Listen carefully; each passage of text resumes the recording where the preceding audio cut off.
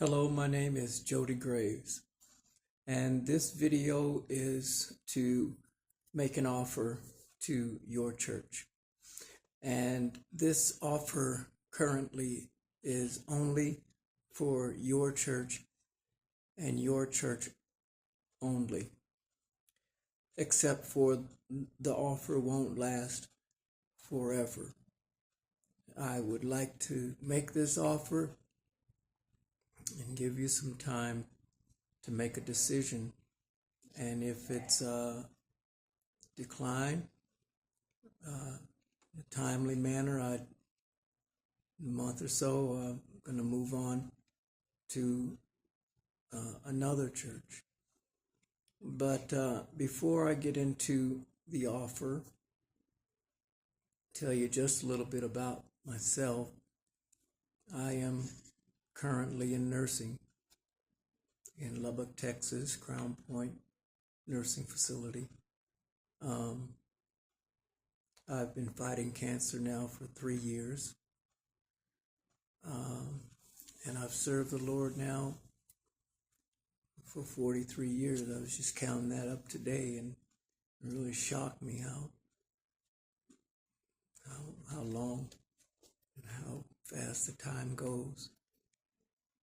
But I conceived this idea, and if you're looking at the video at this time, you probably have the gist of the idea from the information and also the materials that I've sent you already. Okay. But I wanted to explain in detail the offer, and I also want to make some general observations and I would have to say warnings of things that for some people it could easily cause them to miss a really good opportunity. Okay. As I said, I'm in nursing, and just the other day, not too long ago, we had a Bible teacher. He comes in every Wednesday or so. And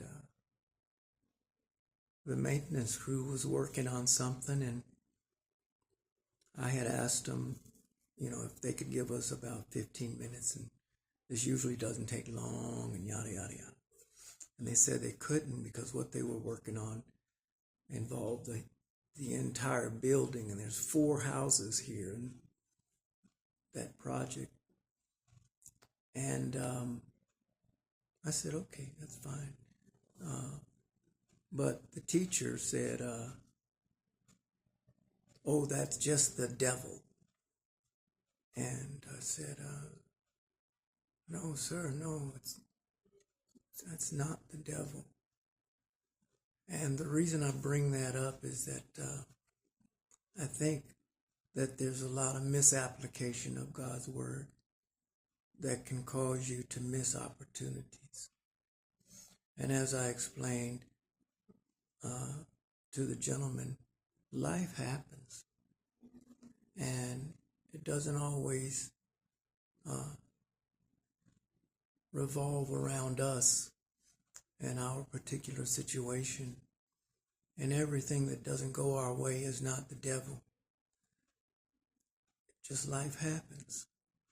And that's a reality that we should be mature enough as saints to understand. A good example of this is Vodi Bachman. I don't know, some of you may know him, some of you may not. He said that he was traveling, and he has 9 children and his wife, and they all packed into the back of this church on the way to somewhere. And for some reason, the church audio went afoul, and the people who began to rebuke the devil in the audio equipment.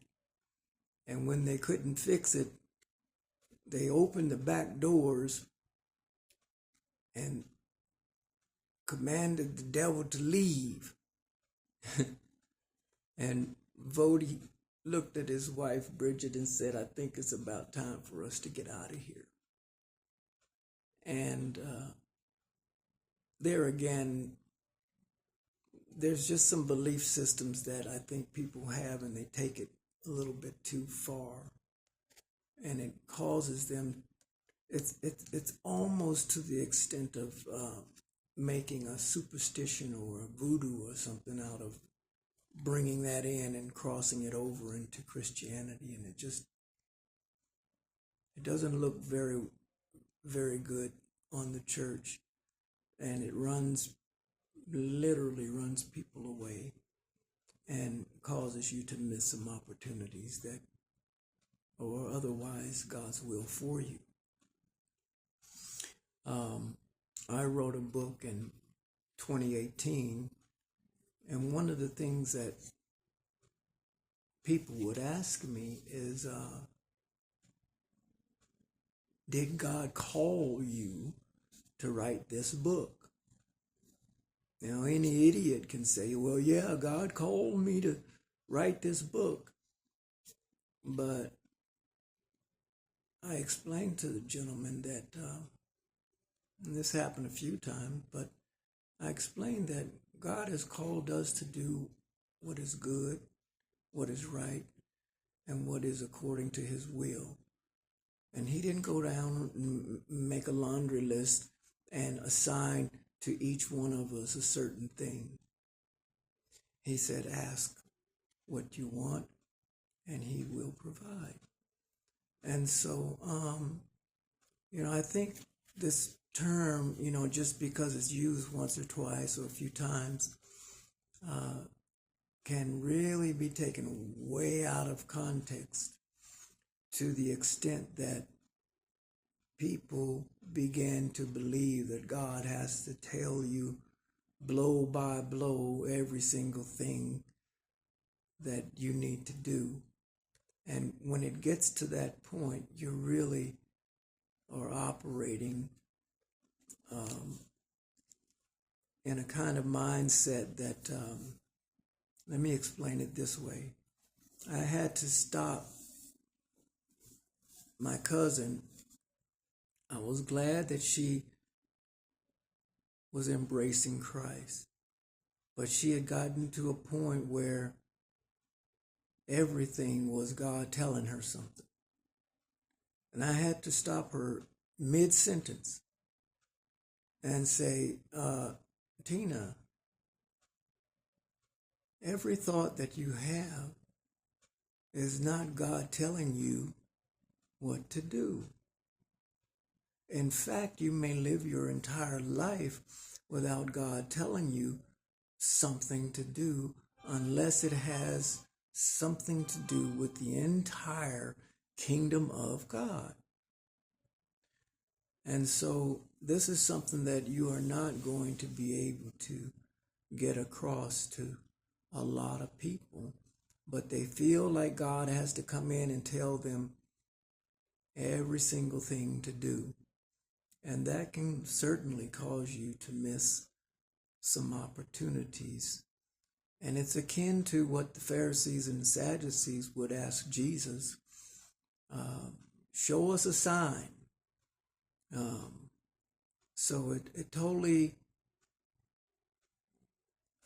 removes, or it's an absence of faith, and it's looking for some kind of sign or confirmation or something from God to determine if it's God's will. I promise you, what I'm going to offer you will be strictly God's will and something that the Lord used personally to disciple and to gather others to himself. So it's things like that. I would also mention one other, because there's a lot of bad beliefs, there's a lot of bad ideas, there's a lot of bad doctrines out there that would cause some people to get the idea that you're not even operating as a Christian, or that you were never assigned the opportunity to be a Christian, and that you will never be a Christian no matter your approach or what you're doing. Now, this is due in large part because of another doctrine, eternal salvation, that they use that to support it. Well, God has already chosen who he wants, and he's chosen who is not going to make it. And consequently, people began to make decisions based on their belief, which it is a false belief. And you can talk to people till they're blue in the face. You're not going to convince them otherwise. But I would say to that this, that one, God made a solemn promise that every knee will bow and every tongue will confess the Lord. And they won't bow by force. God has made a solemn, God doesn't force people to worship him. He doesn't want your worship if you're forced to worship him. He wants you to love him out of willingness. But he's already promised.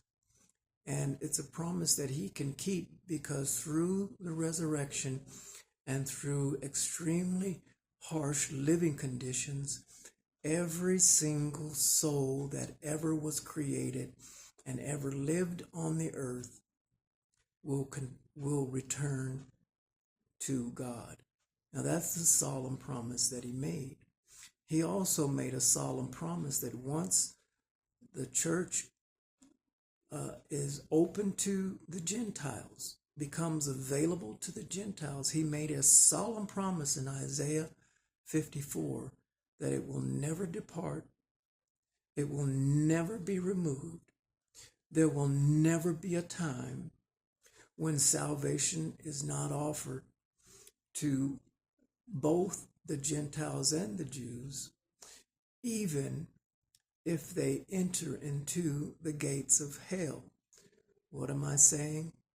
Even if Christ in the resurrection says, "Depart from me, you that work iniquity," and enter into punishment forever and ever. Well, that word forever and ever in the Greek and the Hebrew means a period of time, continuous, long time, a time with a beginning and an end. And so all I'm saying to that is this, that God made a solemn promise that Christ must reign until all of his enemies become servants under his feet, and that there is no one that was assigned condemnation before the foundation of the world. So that's God's solemn promise, something that some need to look at a little more seriously, but I know you won't. Some will, some won't. And I say those few things so that hopefully it'll make you think before you start making decisions to the contrary, or to decline something that is clearly God's will. So with that, I like to just kind of explain. I want to also say that, I'm in a nursing situation, and there's a lot of people here that are in pain, and you may hear that in the background. And as also myself, I'm in pain even as I'm making this video. But the concept is rather simple. I've created this card, and